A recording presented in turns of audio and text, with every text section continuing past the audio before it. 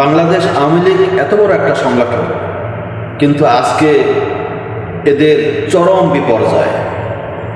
পতন হওয়ার পিছনে কারণটা কি? কারণ আল্লাহর কোরআন তো আর মিথ্যা হতে পারে না। আল্লাহ সুবহানাহু ওয়া তাআলা পবিত্র কোরআনুল কারীমের সূরা মুদাসসিরে ইরশাদ করেছেন, কুল্লু নাফসিন বিমা কাসাবাত রাহিনা।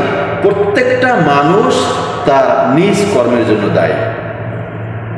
আপনি যেভাবে কর্ম করবেন আপনি সেই অনুযায়ী ফল ভোগ করবেন, এটাই বাস্তবতা। কারণ এটা আল্লাহ রাব্বুল আলামিন পবিত্র কোরআনুল কারীমের ভিতরে স্পষ্ট জানিয়ে দিয়েছেন। অন্যত্র জানিয়েছেন, ওমা আসাবাকুম মিন মুসিবাতিন ফাবিমা কাসাবাত আইদিকুম। মানুষের উপরে যত বিপর্যয় আসে সব মানুষের কৃতকর্মের ফল। তাহলে এই আয়াতকে আপনি মিথ্যা বলতে পারবেন? কারণ এই বাণীটা তো একমাত্র আল্লাহ রাব্বুল আলামিন অন্যত্র বলেছেন, জাহারাল ফাসাদু ফিল বাররি ওয়াল বাহরি বিমা কাসাবাত আইদিন নাস। মানুষের উপরে জল থেকে অথবা স্থল থেকে যে দিক থেকে যে মুসিবত পতিত হয়, বিমা কাসাবাত আইদিন নাস, সব মানুষের হাতের কামাই। এত বড় একটা সংগঠন, তাদের কার্যক্রম ভালো ছিল না। যেমন কর্ম করেছে তেমন তার ফল ভোগ করেছে। তাদের পতন হওয়ার পিছনে অনেকগুলি কারণ রয়েছে।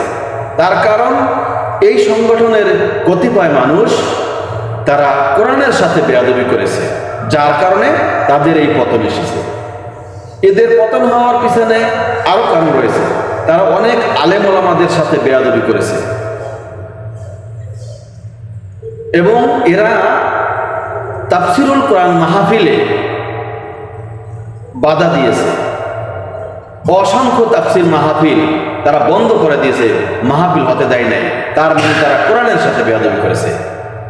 এই সংগঠনের কিছু লোক, এরা বিশ্বনন্দিত মুফাসসিরে কোরআন, যাদেরকে আমরা কোরআনের পাখি বলি, মরহুম আল্লামা দেলাওয়ার হোসেন সাইদি সাহেবকে মিথ্যা অপবাদ দিয়ে দীর্ঘ 13টি বছর কারাবন্দি করে নাটক সাজিয়ে সম্পূর্ণ সুস্থ সবল মানুষটিকে পয়জন মিশিয়ে তাকে হত্যা করেছে। শুধু এখানেই ক্ষান্ত নয়, তারা অসংখ্য হক্কানি ওলামা একরামগণদের কোরআনের সঠিক কথা বলার কারণে মিথ্যা কেস সাজিয়ে বছরকে বছর তাদেরকে কারাবন্দি রেখে অমানবিকভাবে তাদের সাথে নির্যাতন করেছে। এই সংগঠনের পতন হওয়ার পিছনে অনেক কারণ রয়েছে। অসংখ্য মানুষকে গম করে মাটির তলায় কবরের মতো আয়নাঘর তৈরি করে সেখানে বেঁধে রেখেছে এবং অমানবিকভাবে তাদেরকে নির্যাতন করেছে। শুধু এখানে ক্ষান্ত নয়, এদের পতন হওয়ার পিছনে আরো অনেক কারণ রয়েছে। নিরপরাধ শহীদ আবু সাঈদ সহ বৈষম্য বিরোধী আন্দোলনে শত শত ছাত্রছাত্রী এবং সাধারণ মানুষকে নির্মমভাবে হত্যা করেছে এবং গুলি করে হত্যা করেছে, পুড়িয়ে তাদেরকে হত্যা করেছে, নিঃসঙ্গভাবে তাদেরকে ধ্বংস করে দিয়েছে। এগুলি হয়েছে তাদের কর্ম। এদের পতন হওয়ার পিছনে আরো অনেক কাজ রয়েছে যেগুলি ইতিপূর্বে করেছে। ৭৭ হেফাজতের অসংখ্য মানুষকে তারা হত্যা করেছে। তারপরে মোদি বিরোধী আন্দোলনে অসংখ্য মানুষকে তারা হত্যা করেছে। এদের হত্যা হওয়ার পিছনে, এদের পতন হওয়ার পিছনে আরো অনেক কারণ রয়েছে। বিডিআর এবং সেনাবাহিনীদেরকে তারা হত্যা করেছে। জামাত শিবিরের অসংখ্য নেতাকর্মীদের উপর জুলুম, নির্যাতন, গুম, খুন, এরকমভাবে তাদের প্রতি অমানবিকভাবে তাদেরকে নির্যাতন করেছে, অনেককে এভাবে হত্যা করেছে। অথচ আল্লাহ তাআলা বলেন, কোনো ব্যক্তি যদি কোনো মুমিনকে ইচ্ছাপূর্বকভাবে অন্যায় ছাড়া কাউকে হত্যা করে, সে চিরস্থায়ী জাহান্নামে। আল্লাহ রাব্বুল আলামিন পবিত্র কোরআনুল কারীমের ৫ পারা সূরা নিসার ৯৩ নং আয়াতের মধ্যে এই বিষয়টি বর্ণনা করেছেন। আল্লাহ তাআলা বলেন, ওয়ামান ইয়াকতুল মুমিনান মুতাআম্মিদা, যে ব্যক্তি কোনো মুমিনকে ইচ্ছাপূর্বক হত্যা করবে, ফাজাজাউহু জাহান্নাম, তাদের সাজা হলো জাহান্নাম। কিরকম জাহান্নাম? খালিদান ফিহা, সেখানে তারা চিরস্থায়ীভাবে থাকবে। অর্থাৎ যারা অন্যায়ভাবে কাউকে হত্যা করবে সে চিরস্থায়ী জাহান্নামে তাকে যেতে হবে। আয়াতের শেষের অংশে আরো বলেন ওয়াগাদিবাল্লাহু আলাইহি, তাদের জন্য রয়েছে আল্লাহর গজব, ওয়া লানাহু, এবং আল্লাহর লানত, ওয়া আ'আদ্দা লাহু আযাবান আযীমা, এবং তাদের জন্য রয়েছে যন্ত্রণাময় শাস্তি। আর সব সময় জামাত শিবিরদেরকে তারা রাজাকার, জঙ্গিবাদী, মৌলবাদী বলে অপবাদ দিত। আর সেই স্বৈর শাসকের জালেমের নিকৃষ্ট পতন হয়েছে। এরা পাপের সাম্রাজ্য গড়ে তুলেছিল, হিংসার সাম্রাজ্য গড়ে তুলেছিল, যার প্রতিফলন আজকে তারা ভোগ করতেছে।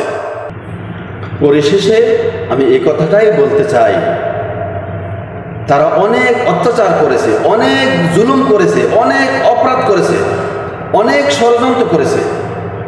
আল্লাহ তাআলা বলেন ওয়ামাকারু ওয়ামাকারাল্লাহ আল্লাহু খায়রুল মাকিরিন। তারা চক্রান্ত করেছিল, কিন্তু আল্লাহ রাব্বুল আলামিন হয়েছেন উত্তম চক্রান্তকারী, উত্তম কৌশলী। আল্লাহ রাব্বুল আলামিনের কালাম মিথ্যা নয়। আল্লাহ তাআলা শুরুতেই বলেছেন যালিকাল কিতাব, এটা এমন একটা কিতাব লা রাইবা ফি, যার ভিতরে বিন্দু মাত্র কোনো সন্দেহ নাই। আমি আপনাদের সম্মুখে যে কয়েকটি আয়াতের তর্জমা বললাম, এগুলি কি আপনারা কেউ মিথ্যা বলতে পারবেন? কারণ এই কথাগুলি কার? এই কথা হয়েছে আল্লাহ সুবহানাহু ওয়া তাআলা।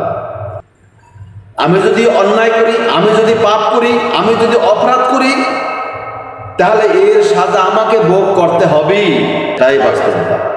আমি দোয়া করি যে সমস্ত ভাইয়েরা এই সংগঠনের সাথে জড়িত আছেন, সকলে তো আর খারাপ না, আমি সকলকে উদ্যত আহ্বান করব, আসুন আপনারা আল্লাহ এবং আল্লাহ রসুলের আদর্শ অনুযায়ী চলার চেষ্টা করুন, অন্যায়ের পথ থেকে ফিরে আসুন এবং গভীর রজনীতে তাহাজ্জুদ নামাজ পড়ে আল্লাহ রাব্বুল আলামিনের কাছে প্রার্থনা করুন যে রব্বানা যালামনা আনফুসানা ওয়া ইল্লাম তাগফির লানা ওয়া তারহামনা লানাকুনান্না মিনাল খাসিরিন।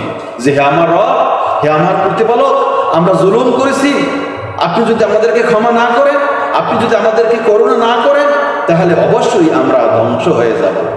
রব্বানা আতিনা ফিদ দুনিয়া হাসানা, হে আমাদের রব, আমাদের দুনিয়ায় কল্যাণ দান করো, ওয়াফিল আখিরাতি হাসানা, এবং আখিরাতে কল্যাণ দান করো, অর্থাৎ পরকালে কল্যাণ দান করো, ওয়াকিনা আযাবান নার, আর আমাদের জাহান্নামের আযাব থেকে বাঁচাও, অর্থাৎ জাহান্নামের আগুন থেকে আমাদেরকে রক্ষা করো।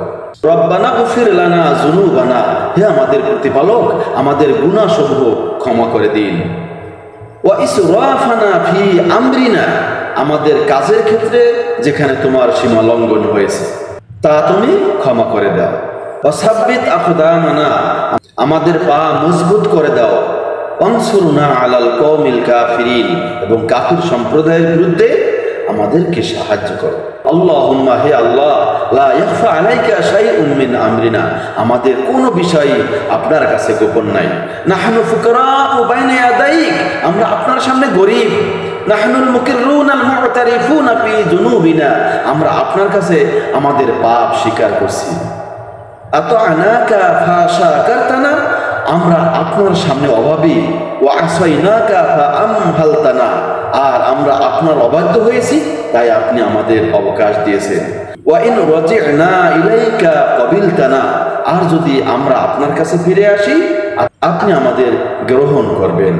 হা নাহনু বিবাবিকা ওয়াকিফুন, আমরা আপনার সামনে দাঁড়িয়ে আছি। ওয়ালি জান্নাতিকা রাজুন, আর আপনার জান্নাতের জন্য আগ্রহী। ওয়ালি আফউইকা মুআল্লিমুন, আর আমরা আপনার ক্ষমার জন্য আশাবাদী। আর এরকম ভাবে দোয়া করবেন, আল্লাহুম্মা ইন্নাকা আফুউন কারীমুন তুহিব্বুল আফওয়া ফাআফু আন্না, ফাআফু আন্না ইয়া কারীম, ফাআফু আন্না ইয়া রহিম, ফাআফু আন্না ইয়া আকরামাল আকরামিন। সকলের জন্য অন্তরের অন্তঃস্থল থেকে আন্তরিকভাবে দোয়া করি, আল্লাহ রাব্বুল আলামিন আমাদের সকল মুসলমান ভাই বোনদেরকে আল্লাহ এবং আল্লাহ রসুলের অনুসরণ অনুকরণ করার তৌফিক দান করুন। আমিন। ওয়া আখিরু দাওয়ানা আলহামদুলিল্লাহি রাব্বিল আলামিন। আসসালামু আলাইকুম ওয়া রাহমাতুল্লাহি ওয়া বারাকাতুহু।